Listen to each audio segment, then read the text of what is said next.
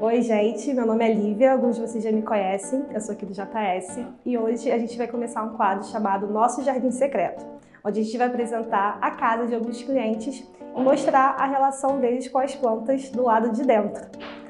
A primeira casa que a gente vai mostrar é a casa da bruxa. Alguns podem ficar assustados, mas não. É a Amanda, ela é uma cliente muito querida, uma das suas primeiras clientes e do lado de dentro vocês vão entender o porquê a casa da bruxa.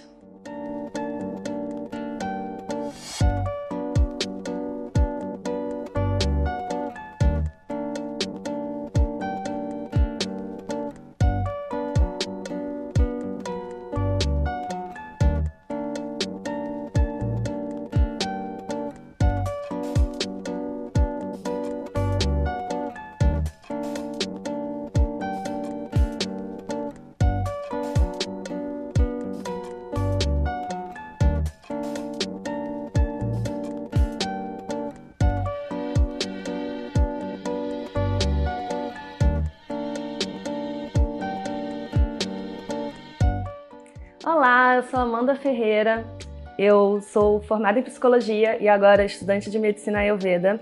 Eu moro em Macaé e estou aqui a convite do Jardim Secreto para falar com vocês um pouquinho sobre plantas hoje. Lar, para mim, é o sofá de casa, quando a gente chega cansado da rua, com energias que não são as nossas, de tanto trabalhar, de tanto estar em contato com outras pessoas, e a gente chega na nossa casa, no nosso sofá, e ele recolhe a gente. É o lugar que a gente descansa à noite na nossa cama, que a gente se nutre na nossa cozinha, convida a nossa família e amigos íntimos. É o lugar que a gente constrói a nossa energia base ao longo da vida. As plantas na minha casa, elas surgiram de uma forma muito engraçada. Eu vou contar a história e isso vai explicar o que elas significam para mim. Quando eu era criança, a minha avó, minha bisavó na verdade, ela tinha muitas plantas em casa, gostava de cuidar de plantas, tinha uma samambaia enorme, linda. E aí algumas coisas foram acontecendo nas nossas vidas, minha, da minha mãe, da minha avó. Minha avó sofreu um acidente. E a gente se mudou para Macaé.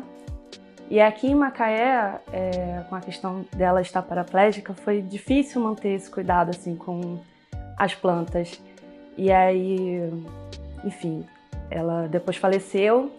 E minha mãe, numa tentativa de me ajudar a lidar com o luto, ela tentou por um tempo cuidar das plantas, mas minha mãe sempre trabalhou muito e a gente não conseguiu fazer funcionar as plantas. Quando a minha avó faleceu, as plantas secaram, os bichos fugiram, a vida secou na casa.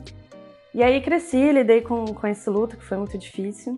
E aí quando eu vim para minha própria casa, uma amiga minha me deu um pezinho de arruda.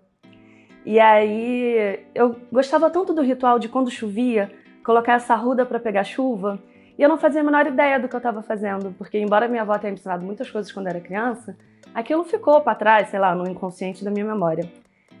Mas eu gostava muito do cheiro da arruda na chuva. O cheiro da arruda na chuva é maravilhoso. E isso era tão gostoso, me trazia um sentimento tão inexplicável, que aí daqui a pouco eu quis uma outra plantinha. Aí daqui a pouco eu gostei mais de uma outra plantinha. Aí foram vindo plantinhas. E quando eu vi um dia a sala da minha casa, ela estava cheia de planta. E a planta, ela é muito isso. A planta é elemento terra, é raiz. E raízes e terra são a nossa ancestralidade. É da onde a gente veio, é das mulheres que a gente veio, reconecta a gente com essas mulheres da nossa vida, que são as nossas raízes. E aí quando eu olhei para a sala da minha casa cheia de plantas, assim, eu me liguei no que tinha acontecido, especialmente nessa quarentena, né, que trouxe várias plantinhas do jardim para cá. E aí eu só entendi o que significa isso tudo e senti, assim, a minha avó dentro de mim. E acho que o que as plantas significam para mim é se reconectar com as memórias das mulheres que foram fundamentais na nossa vida. Depois da pandemia, esse grande momento mundial das pessoas se recolherem para dentro da casa, eu passei a olhar para dentro. Acho que todo mundo passou por isso, olhar para dentro do que a gente é, das escolhas que a gente faz. E o que mudou na minha vida é entender que a forma produtiva que a gente vinha vivendo, ela é falha. E ela não vai levar a gente para um bom lugar, ela não trouxe a gente para um bom lugar. Então, eu passei a me preocupar mais com o meio ambiente, em querer me reconectar mais com a natureza, e incentivar mais o trabalho que não é agressivo ao meio ambiente, que é sustentável, um trabalho incentivado, um trabalho feito por mulheres. O empreendedorismo feminino é uma coisa que eu passei a acreditar muito nesse pós-quarentena, uma economia que é feito por esse gênero que é responsável pelo cuidado, que sabe a importância do cuidar do outro, do cuidar de si e do cuidar do mundo.